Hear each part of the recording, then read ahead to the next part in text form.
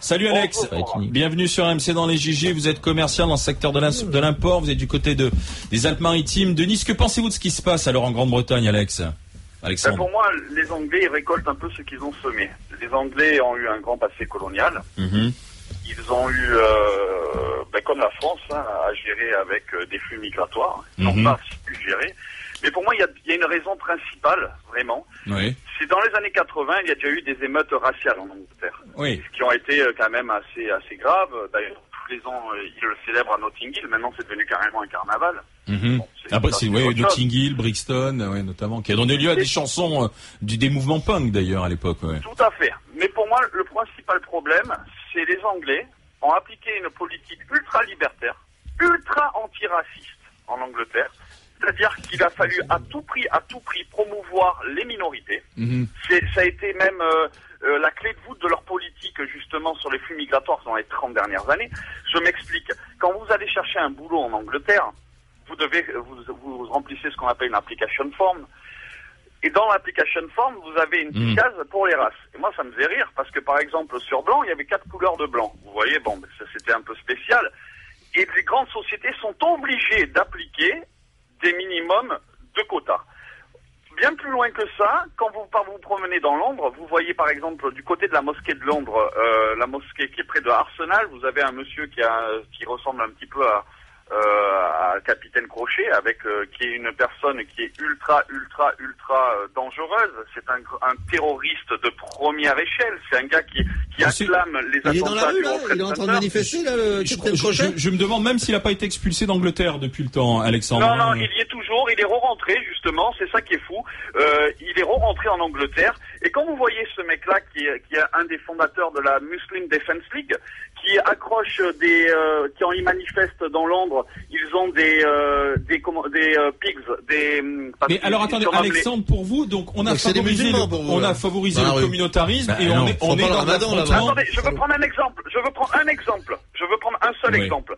Quand vous voyez, je vous dis, des choses comme ça, où on pend un cochon représentant un soldat anglais et crève en Afghanistan écrit en anglais, moi je ne pense pas que sous le prétexte de la liberté, ce soit normal. Et je l'ai vu de mes yeux, j'ai vu de mes yeux les pires manifestations à Londres, des manifestations... Mais c'est pas ce qui se passe. Excusez-moi André, quel rapport entre ce que vous êtes en train de dire, Alex, pardon. Quel rapport? Alors quel est le rapport?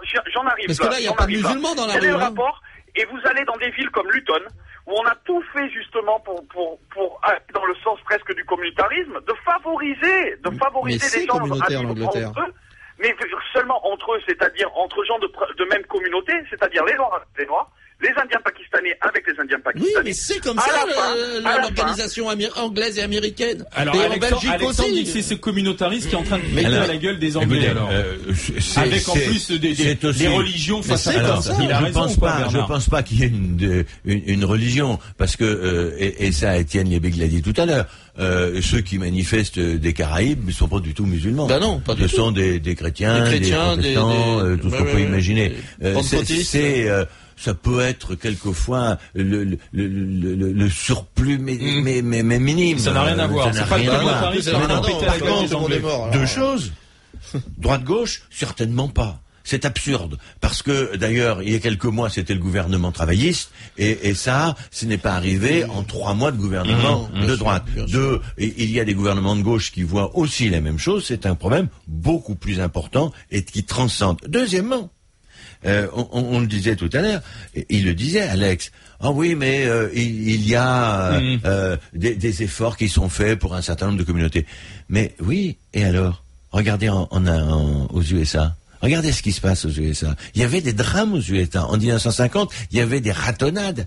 Ils tuaient les Noirs. Il y avait le Ku Klux Klan. Et maintenant, bien, je ne dis pas que c'est complètement apaisé, mais nous avons fort heureusement un président noir, parce qu'ils ont fait des efforts d'intégration, des efforts d'éducation. Ils ont intégré à l'intérieur de leur communauté. Mais c'est vrai que ceux qui se sont intégrés ont accepté cette intégration, ont accepté un certain nombre de valeurs. Ils n'étaient pas là avant. Non, mais c'est marrant parce que c'est vrai que Alexandre semble effectivement avoir une fine connaissance de l'Angleterre, hein, donc il parle de quartier et autres, mais malgré tout, j'ai le sentiment qu'il ramène ce qui se passe aujourd'hui à la question effectivement de la religion, puisqu'il est attaqué par ça, et à la question du communautarisme. Moi, j'ai envie de dire à Alexandre, qui semblerait qu'il habite à Nice, je crois, que dans le quartier de l'Ariane, on n'est pas en Angleterre. Je crois pas qu'il y ait beaucoup de mixité.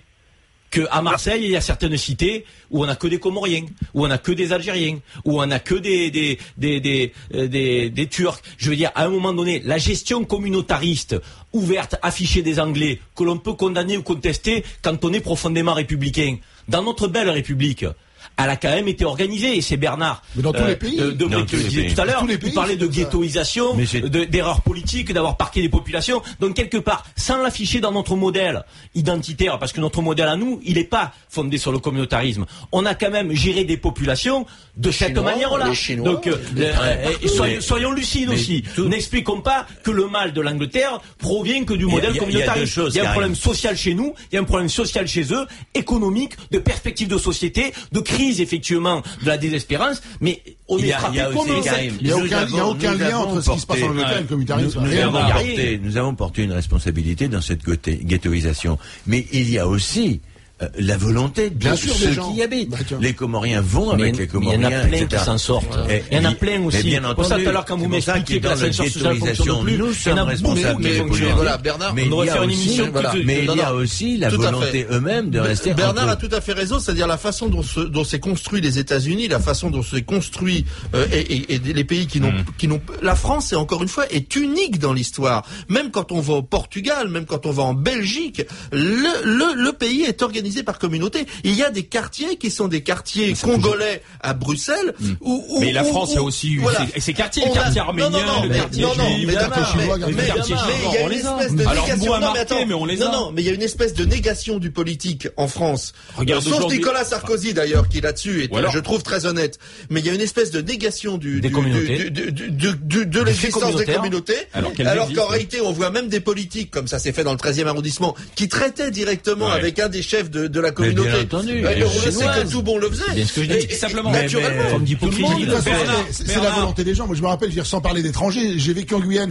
On avait entre métros, on se retrouvait beaucoup entre métros, et ça ne nous empêchait pas de vivre avec les autres quand même. Bernard, Karim, Johnny et Étienne, Michel Fize, le sociologue Michel Fize, qui dit: quand on est tout en bas de l'échelle, la violence est le dernier mode de communication aujourd'hui dans notre pays. Les cendres qui couvent dans les banlieues depuis 2005 sont toujours chaudes, donc attention à ce que ça ne se reproduise pas en France et ce qu'on voit en Angleterre puisse avoir lieu de nouveau dans les banlieues. D'accord ou pas? Le problème chez nous...